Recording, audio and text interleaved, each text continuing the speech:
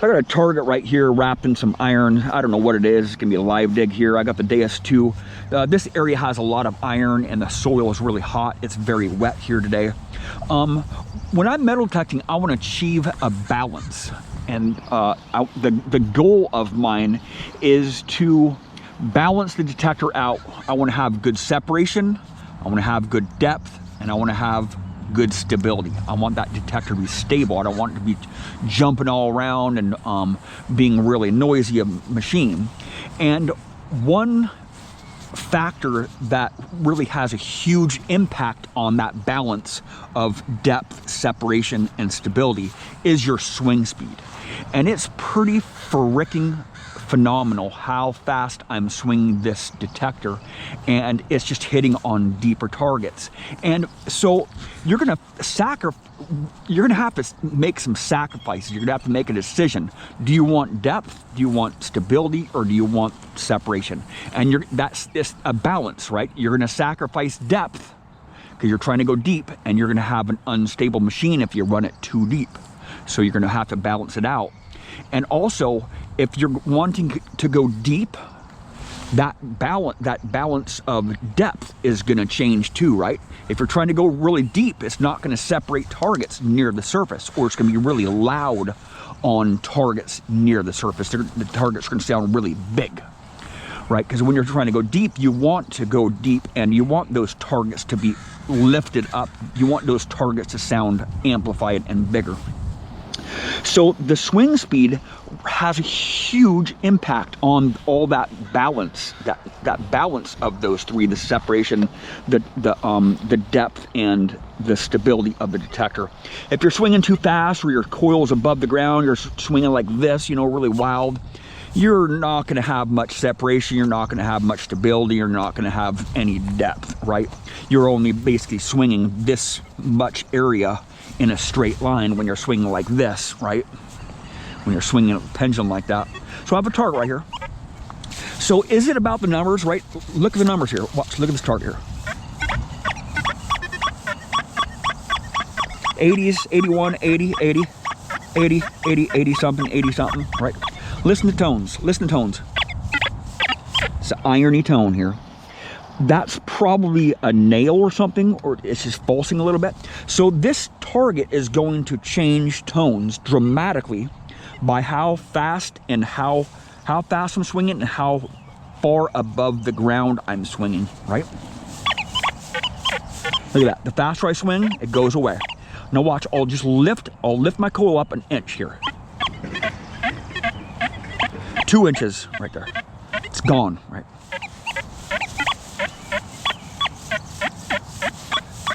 Look at 80 still, see? 82. If you swing really narrow here, you're gonna be digging up a lot of iron if you wiggle like this over targets, right? Swing fast with the target. If you think it's iron, just give it a swing, quick swing there. I'll try to find this target here. This is gonna be a really tough target to find. There's a lot of nails here and big iron. The soil's hot here too, and wet. The clay, dense clay here. See how dense clay is? Look at this. See, watch.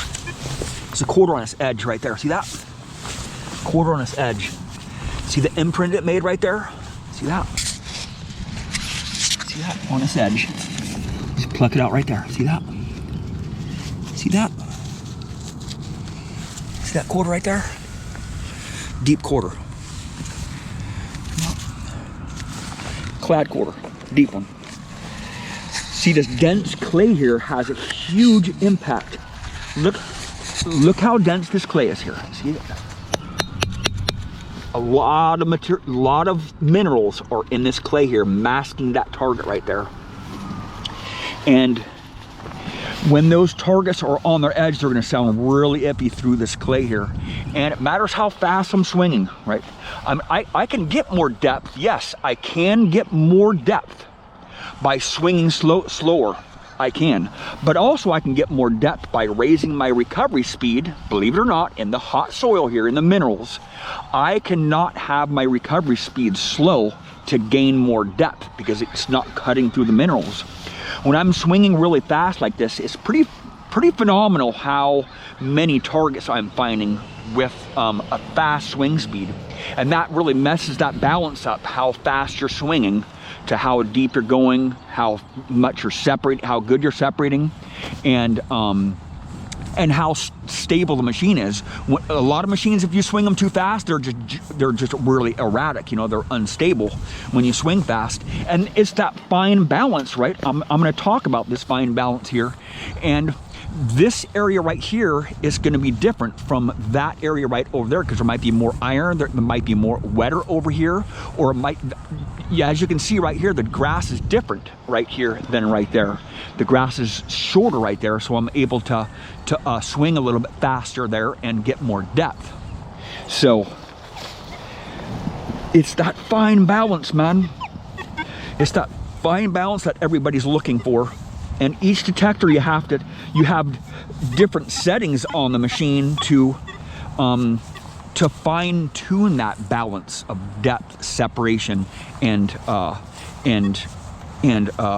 stability, right?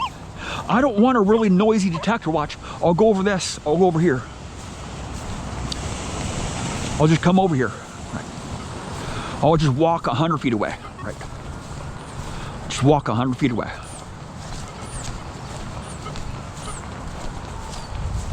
150 feet away here. I'll just start swinging over here.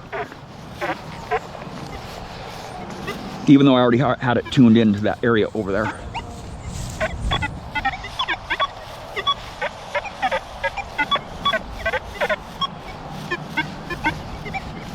I'll have to ground balance it here. This is a little bit off here. It's tonal, right? Ground balancing is also tonal, right? I'll just show you the minerals in my ground here. I'm pumping the coil right now. Just give it a second here. It should, it's not gonna show the mineral bar there, how I have it set up there. It's about half bars right there. It's about half bars right here, the minerals in the ground. But it's not too bad. I will ground balance though. I will ground balance. I'll re-ground balance here.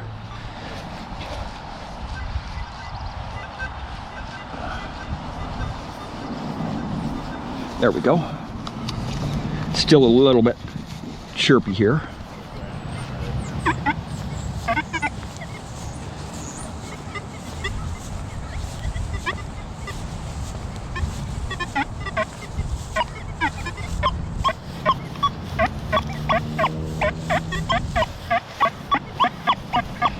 My discrimination is at 40 here.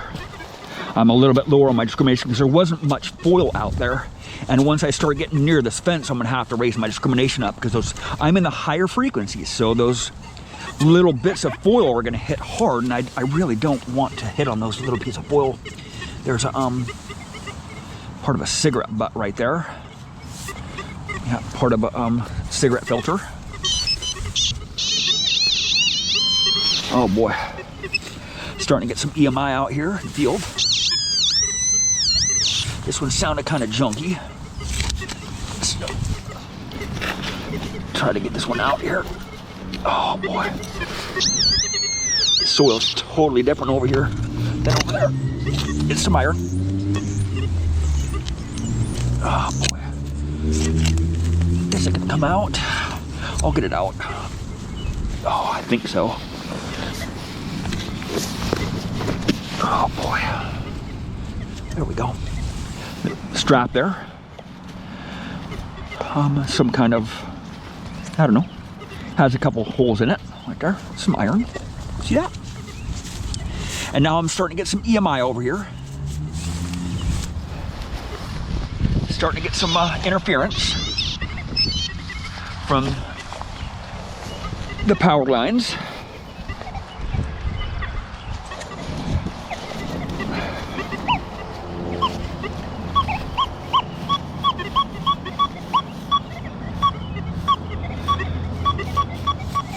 You see in my videos, if you really analyze my videos, when I swing over targets, I'm going slow, I'm going fast, and I dig it up.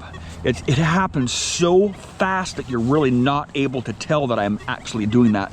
And a lot of times I'm lifting my coil up just a little tiny bit. You can't tell that I'm lifting my coil up too. I'm doing all that stuff in a split second, right? If you look at my videos close, I'm doing that. Right.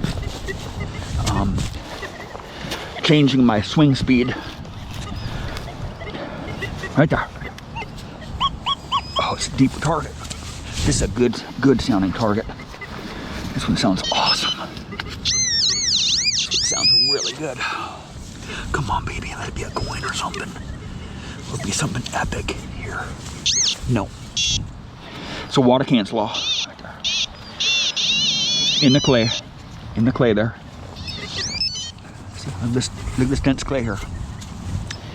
If you guys have never hunted in clay before, it makes a huge difference on the ability to identify if it's an iron target or an irony target or a non-ferrous target. A non-ferrous target, they sound really clean.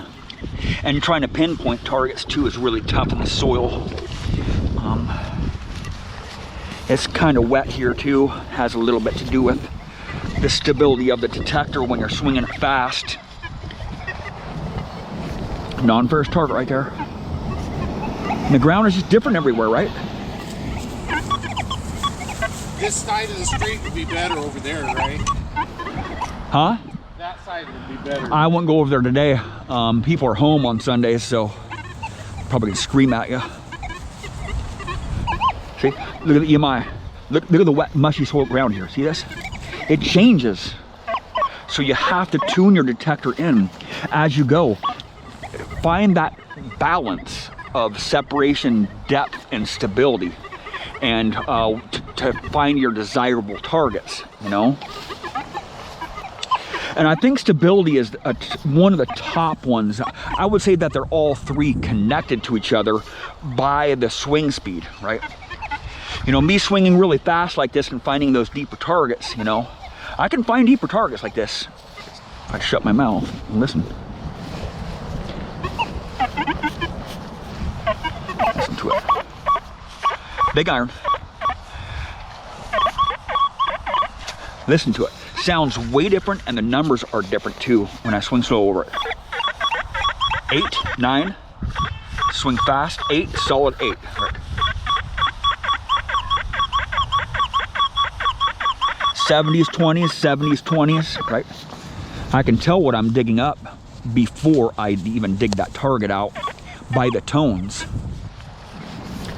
Every detector is going to false on iron, on the flat iron. And this detector really lets me know if it's iron or not. This is a screamer. Let's look at the numbers. I usually never look at the numbers. 59. This is a really good sounding, strong tone. When I rotate it, I'm getting that same tone there. Of course, I'm in pitch tones, but it's just a strong tone. I just know it's something good. It could be a nickel here, another nickel. It's wrapped in iron. Listen to it. Red soil all up through here. Some iron.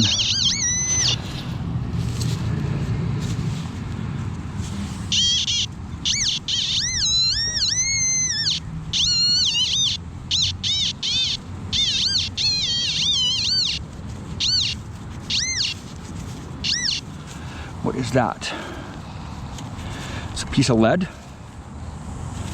It's a piece of foil. It is a piece of foil. Yep. It just bent and it was bending.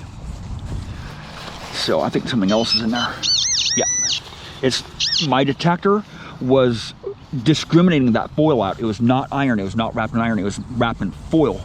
So the foil was above this non-ferrous target here. Probably a nickel. I'm thinking it's a nickel. Sounded pretty good.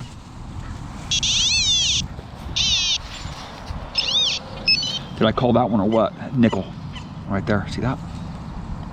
Bam. Another nickel. See that? Bam.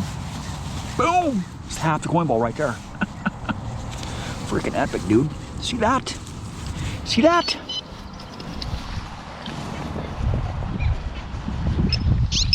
So the higher you discriminate with this detector, the harder it is to tell what is being discriminated out when you're over a non-ferrous, when you're over an accepted target.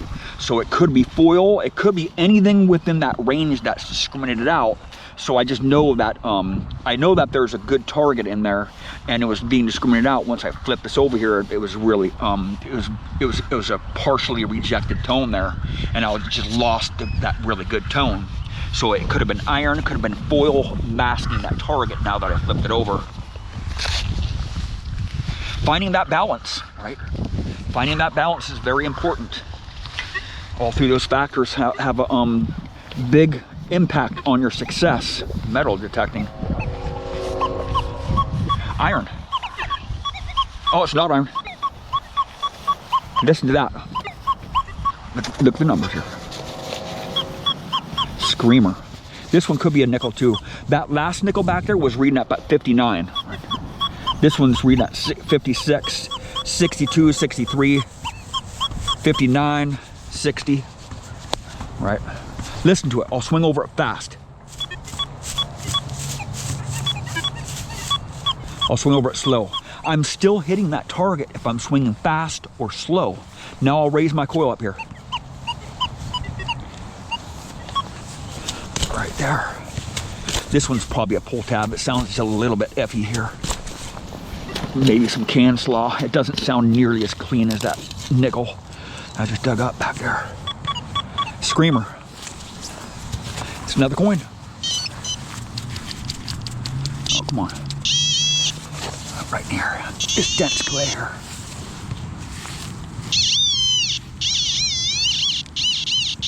Coin ball. Another coin.